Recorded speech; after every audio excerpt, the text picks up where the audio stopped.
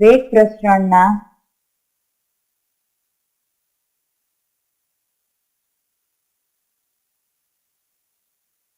માપન માટેનો પ્રયોગ.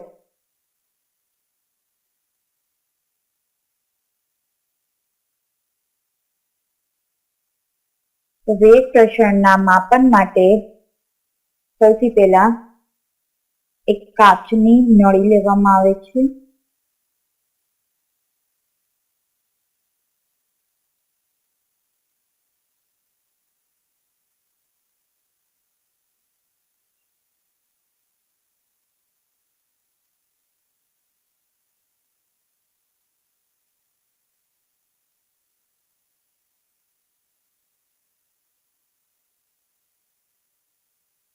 કાચની નળી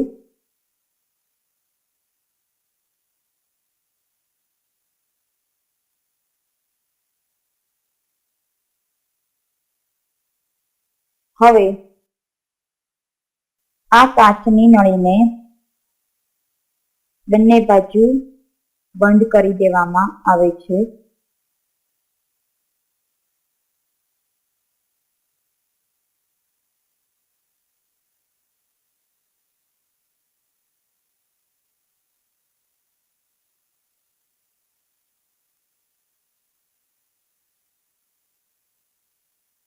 તો કાચની નળીમાં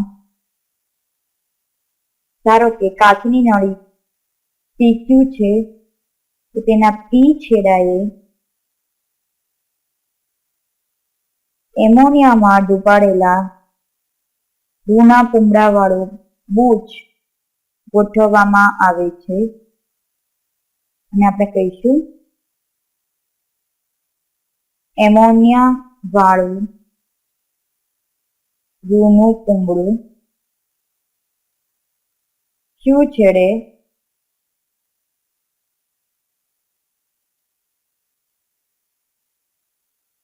હાઇડ્રોક્લોરિક એસિડ વાળું રૂનું પૂમડું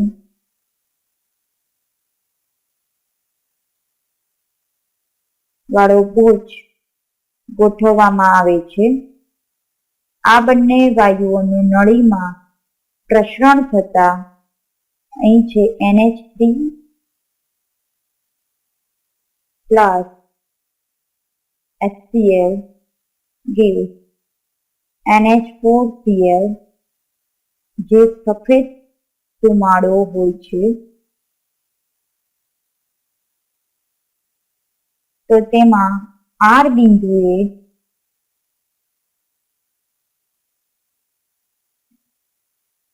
NH4Cl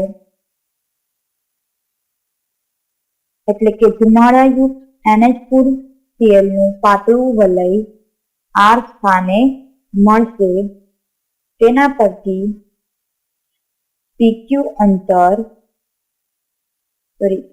PR અંતર અને QR અંતર મેળવી શકાશે. હવે આપણે કહી શકીએ કે જ્યાં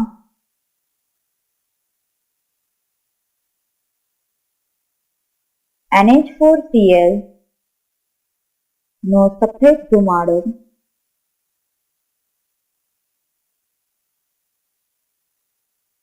દેખાય છે, ત્યાં એકસરખા સમયમાં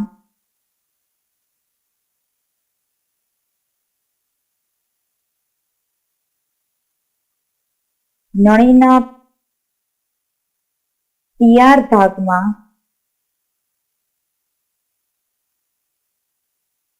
સમાઈ શકે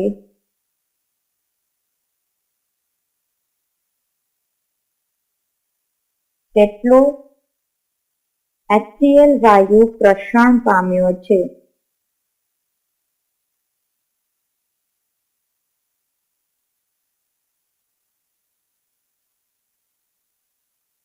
માટે હવે નળીનો વ્યાસ સમાન હોવાથી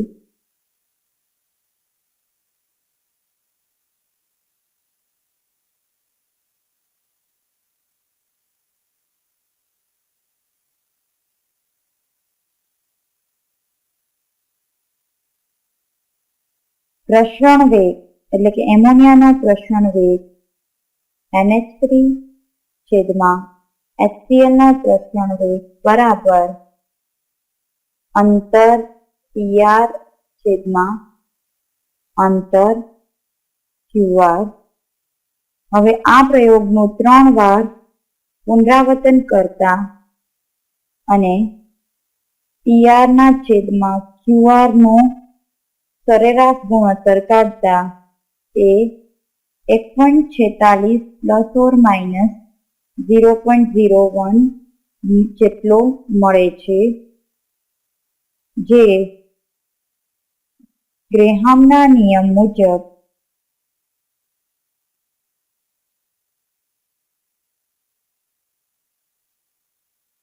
એમોનિયા એટલે કે NH3 અને HCl ના પ્રસરણ વેગનો ગુણોત્તર દર્શાવે છે.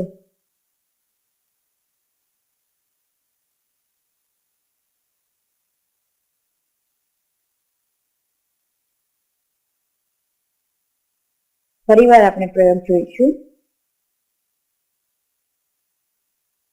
તો એક કાચની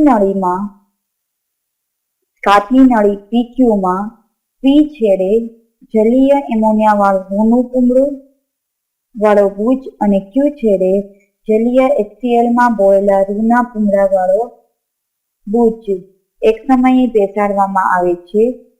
આ બંને વાયુઓના નળીમાં પ્રસરણ થતા સફેદ ધુમાડામાં NH4Cl નું પાતળું વલય R સ્થાને બનશે. આને નોંધી અને PR અને QR શોધી શકાય છે. હવે નળીનો વ્યાસ સમાન હોવાથી એમોનિયા અને HCl નો પ્રસરણ વેગનો ગુણોત્તર એ અંતર PR અને QR ના ગુણોત્તર જેટલો હોય છે. અને પ્રયોગ પરથી આપણે PR અને QR નો ગુણોત્તર શોધી લઈએ તો આપણને એમોનિયા અને HCl ના પ્રસરણ વેગનો ગુણોત્તર મળે છે. હવે આપણે જોઈએ ગ્રેહામના વાયુ પ્રસરણના નિયમની ઉપયોગિતા.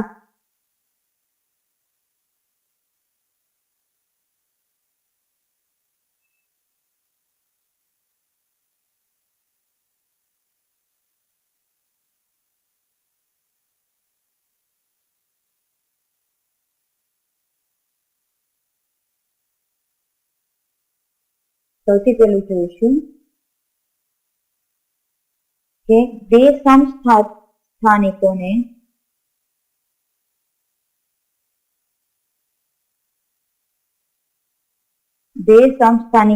મિશ્રણને અલગ કરવા માટે વપરાય છે.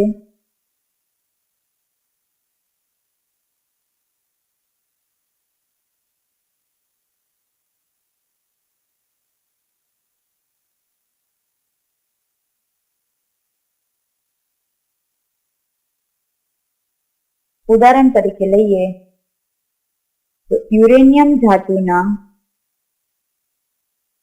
બે સમસ્થાનિકો છે.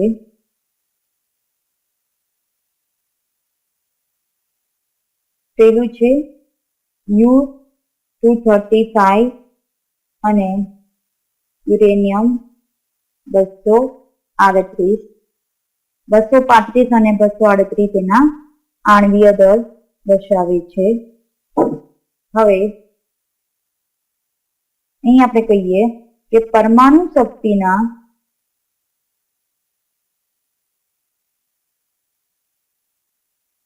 ઉત્પાદનમાં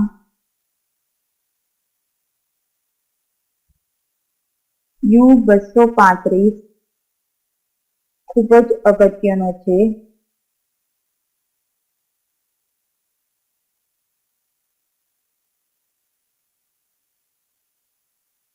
પરંતુ યુરેનિયમ ધાતુમાં U235 નું પ્રમાણ માત્ર 0.7% છે. તેથી તેને અલગ કરવા માટે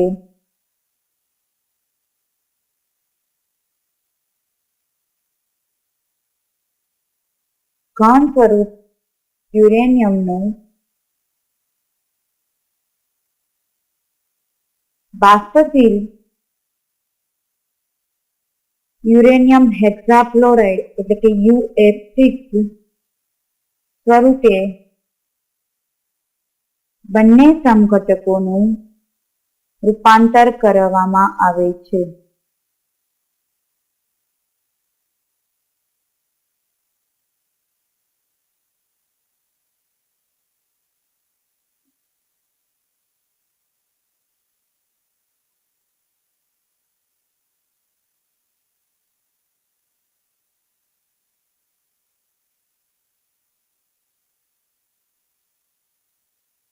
હવે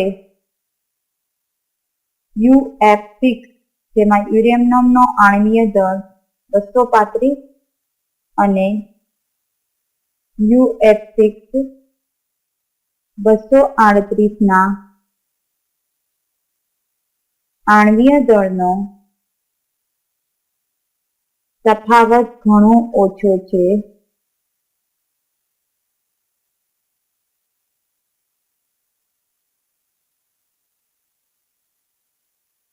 આથી વાયુઓના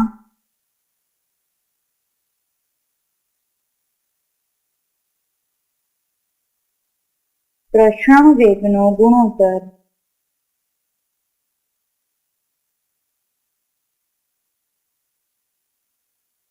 1.0047 થશે.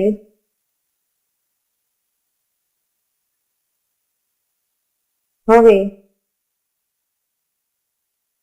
એક છિદ્રાળુ પાત્રમાં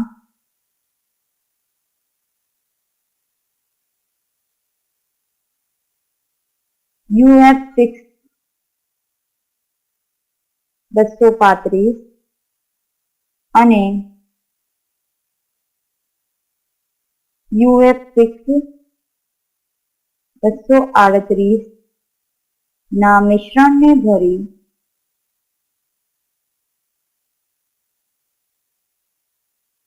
તેનું પ્રસરણ થતા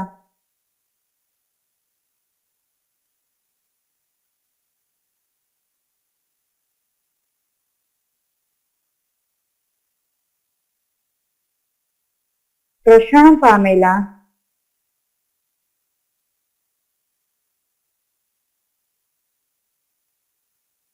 વાયુ મિશ્રણમાં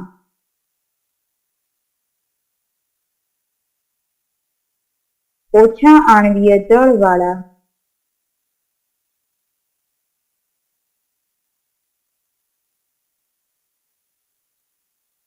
UF6 235 નું પ્રમાણ કંઈક અંશે વધારે હશે.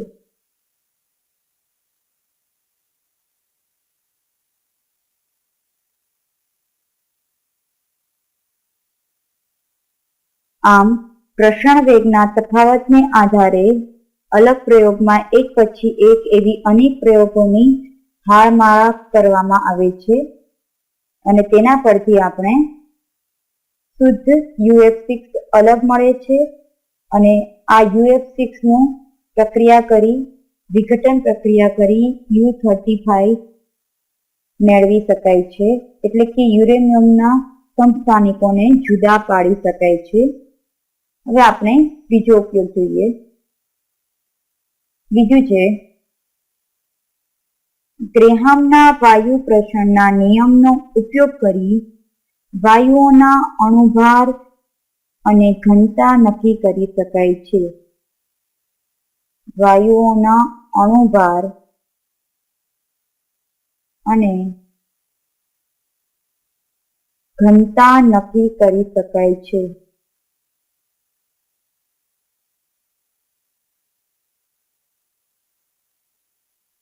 ત્રીજું છે ગ્રેહામના વાયુ પ્રસરણનો ઉપયોગ કરી કોઈ પણ બે વાયુના પ્રસરણ વેગનો ગુણોત્તર શોધી શકાય છે.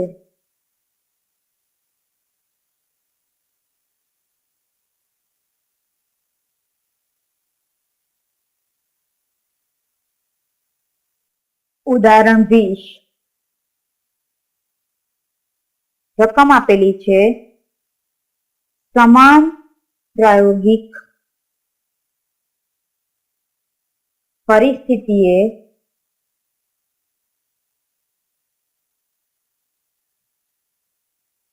O3 એટલે કે ઓઝોન અને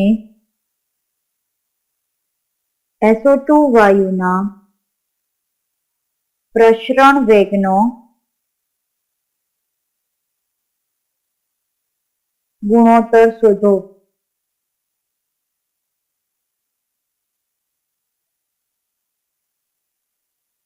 આપણે ગણીશું તો આપણી પાસે સૂત્ર છે ગ્રેહામના નિયમ મુજબ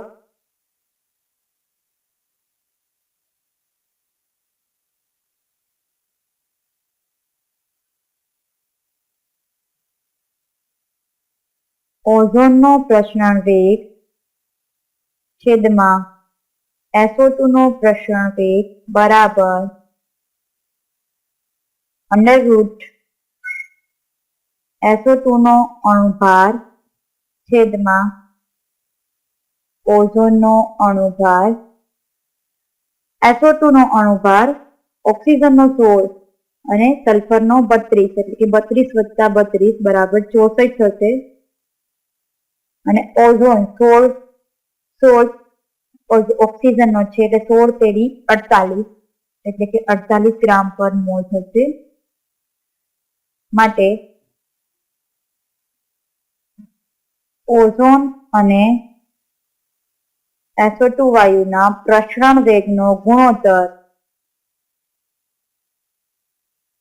1.1547 થશે. તો આપણે આ ગ્રેહામના નિયમનો ઉપયોગ કરવાનું. R1 ના છેદમાં R2 બરાબર M2 ના અંડરરૂટ M2 ના છેદમાં M1. બીજું ઉદાહરણ ગણીએ. ઉદાહરણ 21. રકમ આપેલી છે. સૂર્યથી પૃથ્વી પર આવતા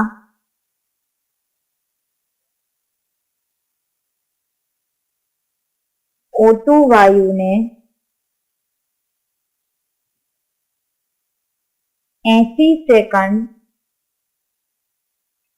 સમય લાગે તો હિલિયમ વાયુને કેટલો સમય લાગશે?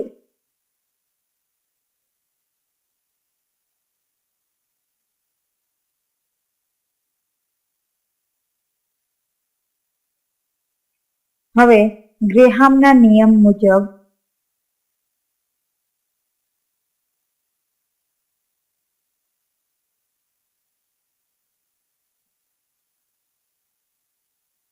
આપણી પાસે સૂત્ર છે T1 ના છેદમાં T2 બરાબર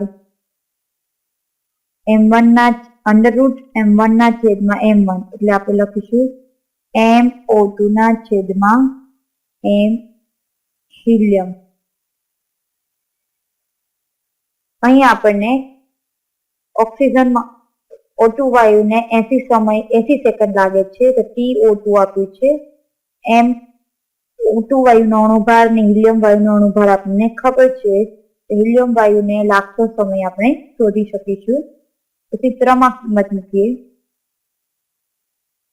માટે TO2 80 T helium under root M2 બરાબર ઓક્સિજનનો અણુભાર 32 અને હિલિયમનો અણુભાર 4 બરાબર અંડરરૂટ 8 થશે. એટલે કે આપણે લઈ શકીએ હિલિયમને લાગતો સમય અને આપણે સામેની બાજુ લઈ જઈશું તો આને આપણે છેદમાં લાવવું પડશે.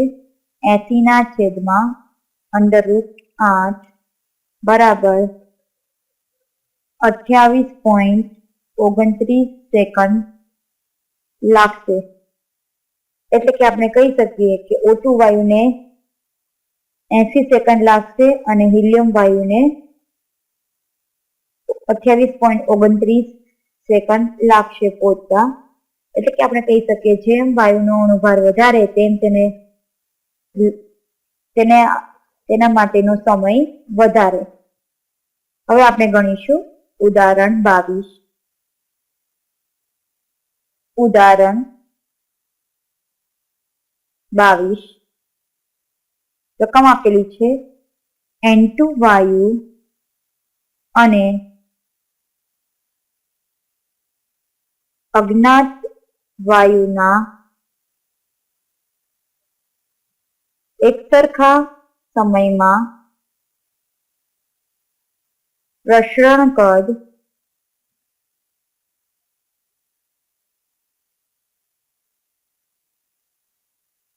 અનુક્રમે 50 મિલી અને 70 મિલી હોય તો અજ્ઞાત વાયુનો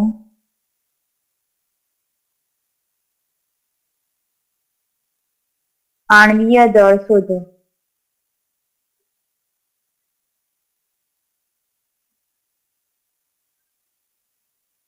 ગણીશું આપણે.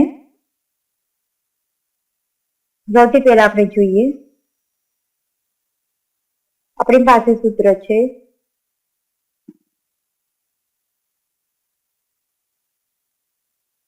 N2 વાયુનું પ્રસરણ કદ છેદમાં અજ્ઞાત વાયુનું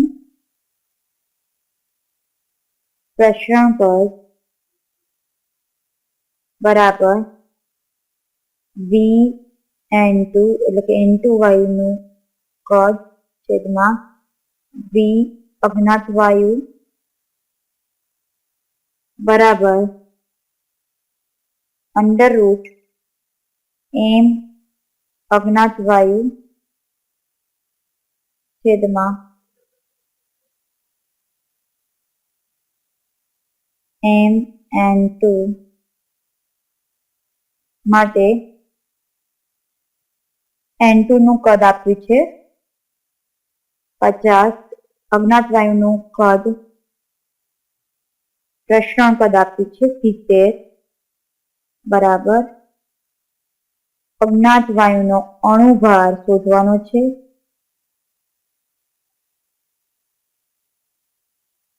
છેદમાં MN2 નાઇટ્રોજનનો અણુભાર છે 28 ગ્રામ પર મોલ. એટલે કે આપણે કહી શકીએ કે M અજ્ઞાત વાયુ બરાબર અનુવર્ગ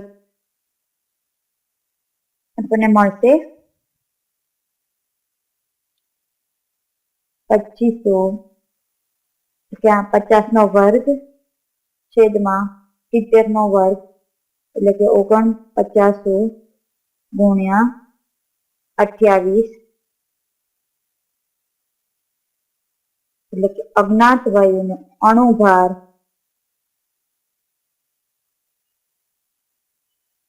14.29 ગ્રામ પર મોલ થશે.